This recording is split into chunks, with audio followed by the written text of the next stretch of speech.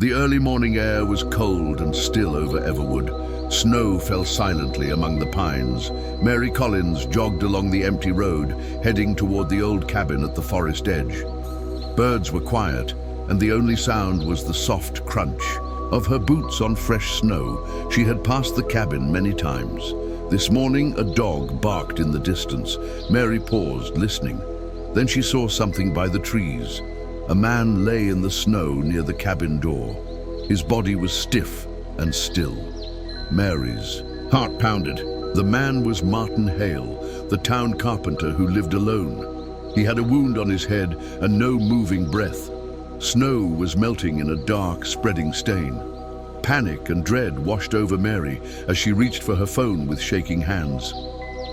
The sheriff and Detective Carter stood at the edge of the cabin yard. Yellow police tape fluttered in the cold breeze.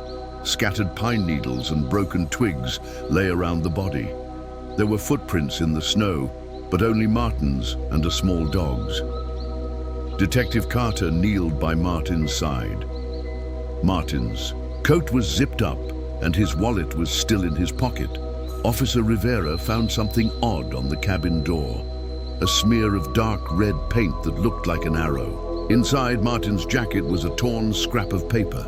Lena read the scribbled numbers, 10, 6, 12, 14, 6, 13. It made no sense. She bagged the note for evidence. No obvious weapon was at the scene. The wound on Martin's head was deep, as if from a heavy stick or rock. The cabin's light was broken and its window shattered. Whoever did this was careful or familiar with the place. The mystery only grew deeper as the frozen scene waited for dawn. The quiet town diner was dim, the neon sign buzzing.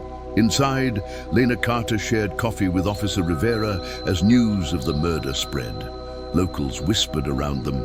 Martha, the waitress, lowered her voice.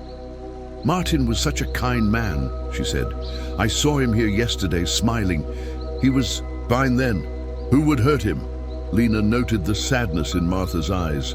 At the back table, Joe Turner, a farmer, told them he heard an engine around midnight by the woods. "A strange green truck," he said, "was parked near the cabin hours before Martin's body was found." Another man mentioned a fight Martin had with a neighbor about a stolen saw. The stories were inconsistent, and Lena left with more questions than answers. The people of Everwood were scared, eyes on every shadow. That evening, Lena Carter sat at her kitchen table under a single lamp. The room was quiet except for the ticking clock.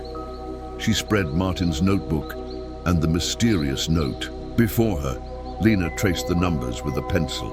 10, 6, 12, 14, 6, 13. Detective Carter frowned. No name or word came to mind. The sequence felt purposeful, like part of a code. In her experience, killers sometimes left cryptic puzzles for detectives. She leaned back, rubbing her eyes, and thought of famous unsolved cases. The numbers might be a cipher, maybe letters in a message or page numbers in a book. Suddenly the clock chimed midnight. Lena wrote down each pair of numbers on a new sheet. Maybe the answer was in the library archives or Martin's own belongings. For now, the riddle offered one more mystery to solve. The quiet house felt colder, and outside, the wind whispered through bare branches.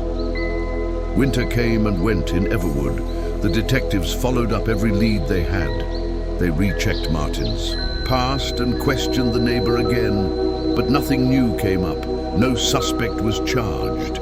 Years later, the memory of that silent cabin murder still lingered in Everwood. It became one of those local legends told around wood stoves on cold nights. Lena Carter left the sheriff's office, but the unsolved case haunted the town. The truth was gone, with the footprints in the snow, and only questions remained.